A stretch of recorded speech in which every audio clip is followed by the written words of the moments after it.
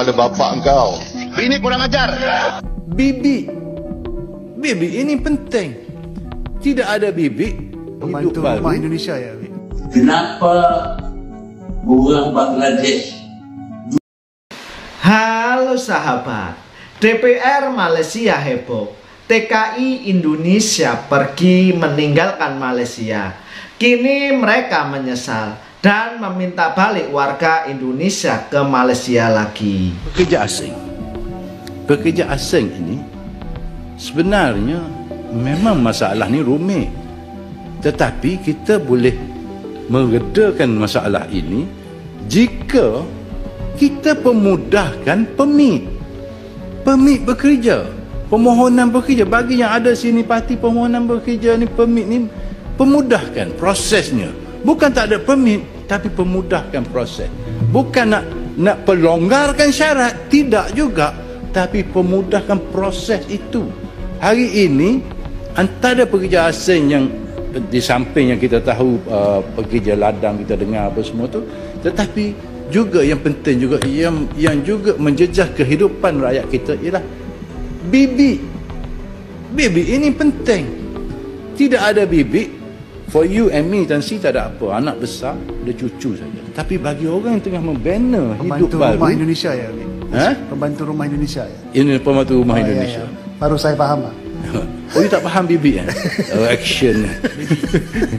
Baby, bukan baby. Bukan baby ya. Bukan baby Indonesia, ingat loh. So, sudah tentu bagi couple, family yang muda, ini penting bagi mereka. Ini boleh berlaku berbagai perkara yang masalah. Kita pemudahkan. Ini untuk rakyat. Sangat-sangat penting. Saya akui kebenaran dan kadang-kadang saya suarakan kebenaran. Saya tertanya, kenapa orang Bangladesh 2 juta datang ke Malaysia? Kenapa? Sebabnya kerana kita tak ada buat kerja. Bukan malah tak nak kerja. Saya dah minta maaf. Saya tak kata orang Melayu malas. Minta ampun. Saya minta ampun, minta maaf. Apakah keadaan bertukar? Tak ada. Diteruskan lagi. Orang Bangladesh tak ada. Orang Cina dulu tak ada di Malaysia. Kalau datang ke Malaysia, dia jadi nyonya dan bapa, pakai baju apa nama, kebaya, pakai saku, itu nyonya. Yang lelaki pakai piktik, ekor babi, piktik. Dululah orang zaman ini tak tahu. Zaman saya, masa saya kecil, masih ada 2-3 orang ada piktik. Itu orang itu bila duduk di Malaysia bertutur kata dalam bahasa Melayu, tak boleh cakap Cina lagi.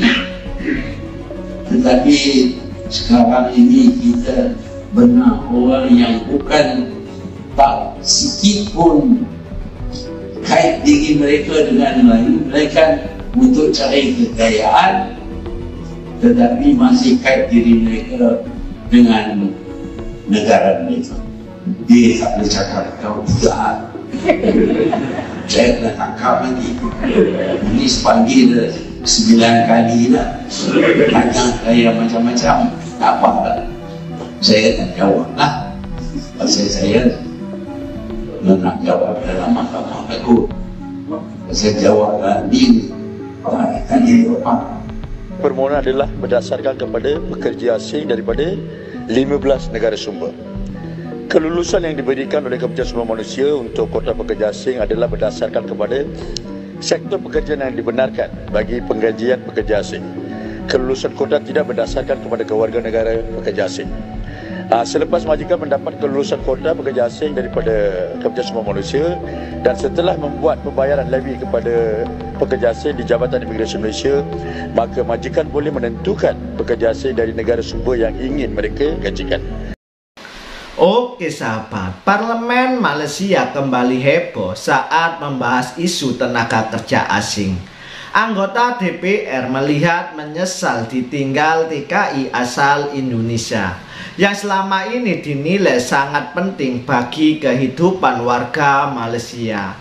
Ia bahkan menyarankan agar perizinan dipermudah demi mendapatkan kembali TKI Indonesia. Suasana rapat pecah tawa saat istilah bibi dan pembantu rumah disebut.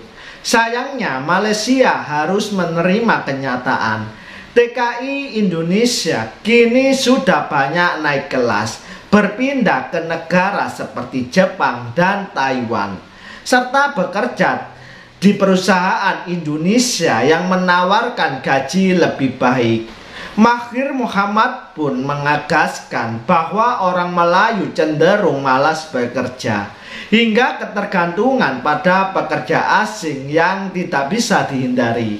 Kini kehadiran pekerja Bangladesh menimbulkan masalah dan ketidaknyamanan warga lokal, membuat warga Malaysia ini semakin merindukan TKI Indonesia yang lebih mudah beradaptasi dengan budaya Malaysia ini. Kita dah nampak sebenarnya yang negara kita ini hanya menerima pekerja daripada Bangladesh, Pakistan. Kan? Indonesia jarang lah. Kan? Sebenarnya sebelum COVID itu kita ada 1.1 juta tenaga kerja Indonesia yang dianggarkan parti pula, maksudnya tanpa izin daripada Indonesia lebih kurang 1.5 juta sebelum COVID. Selepas COVID kita kehilangan separuh, kedua-dua tu. Yang izin pun kita kehilangan separuh, 500 ribu lebih. Yang tanpa izin pun kita hilang separuh. Memang kita nampak benda tu, oh baguslah kan, kurang tenaga kerja asing. Tapi kita tak tahu negara kita ni tetap memerlukan tenaga kerja asing. Faham tak? Negara kita ni tetap memerlukan 2.5 juta tenaga kerja asing. So bila pekerja Indonesia ni kita dah tak terima, mereka dah tak minat lagi masuk negara kita terima daripada negara mana? 2.5 tu tetap kita kena isi. Faham tak maksud aku? 2.5 juta tenaga kerja asing dalam negara Malaysia ni yang diperlukan tetap perlu diisi. Majikan tetap perlukan, tetap akan panggil masuk. So kita akan terima pekerja asing daripada Bangladesh, bukan lagi negara Indonesia. Kat situ lah masalah dia. Kita akan jadi Meladesh. Nasib lah. Okay. So inilah situasi yang berlaku sekarang ni. Memang kita nampak lah yang negara kita ni dah dipenuhi oleh pekerja asing daripada Bangladesh. Sebenarnya tak ada masalah pun, mana-mana negara pun. Cuma nak menguruskan tu berbeza lah. Okay. Bagi aku, kalau macam aku pernah lah aku mengurus mereka ni kan. Lebih mudah pekerja Indonesia lah, sebab dia faham kita mudah nak komunikasi dengan orang berbanding pekerja daripada Bangladesh lah, Pakistan ni susah nak komunikasi. Kita nak guide dia orang ni, nak ajar dia orang susah, lambat sikit untuk mereka belajar, terutama nak melibatkan sektor pekerjaan ni yang korang nampak ni lah, pembinaan. Okay. Sebab mereka bukan datang daripada negara sana tu, negara sumber dia orang tu. Ada yang tak pernah bekerja pun, ada tak pernah bekerja pun dalam sektor tu, tiba-tiba datang sini pegang benda-benda macam tu. So kita nak kena ajar dia. Bila tak faham cakap Melayu, cakap Malaysia, susah lah kita nak ajar. So dia akan timbul benda-benda macam tu lah. Okay. Sekarang untuk kita komunikasi, nak menguruskan mereka jadi pekerja susah. Okay. Timbul masalah macam tu. Tak ada masalah pun pekerja asing daripada negara mana pun. Tapi majoriti majikan memilih tenaga kerja asing daripada Indonesia sebab mudah. Kau nak bagi arahan mudah, kau keluarkan arahan pun dia orang boleh baca, boleh faham. Bukan keluar arahan dekat keluarga daripada Bangladesh ni. Mampu tak erti nak baca betul? Susah betul. Susah tak? Susah. So sebab itu pentingnya kita menjaga hubungan baik antara Malaysia dan Indonesia. Okey. Masa kita ambil warga asing Indonesia, tak adalah seteruk ni kes-kes jenayah berlaku. Masa tu saya rasa hidup orang tempatan masih aman lagi. Dengan orang Indonesia, dia punya budaya sama dengan kita, bercakap pun senang. Lepas tu ada sifat orang cakap tolong menolong. Orang Indonesia dulu pun banyak dekat coket tu, tapi tak pernah pun cakap coket tu dia yang punya. Dia masih lagi hormat orang kita berniaga, tak adalah halau-halau. Tapi sejak kita ambil, orang Asia Selatan ni masuk ke negara kita, macam-macam hal berlaku. Diorang nak claim Selayang, diorang punyalah. Diorang nak claim Sungai Buloh, diorang punyalah. Lepas tu, diorang tak boleh terima hakikat. Diorang langgar undang-undang. Meniaga sesuka hati. Lepas tu apa lagi? Bawa kenderaan sesuka hati. Ganggu-ganggu orang tempatan dekat Sungai Buloh dan Selayang sana. Itu yang membuatkan rakyat marah. Kalau diorang baik dan hormat macam orang Indonesia tu dengan rakyat tempatan, mungkin kita diam. Mungkin kita tak adalah marah sangat. Tapi kalau kita tengok statistik peningkatan jenayah warga asing kali ini memang tinggi berbanding tahun 1980-an dulu. So sebagai rakyat Malaysia yang dah rasa tak aman dah sekarang ni, fikir-fikirkanlah apa yang perlu kita lakukan untuk kita sama-sama membasmi isu ni. Fikir-fikirkanlah.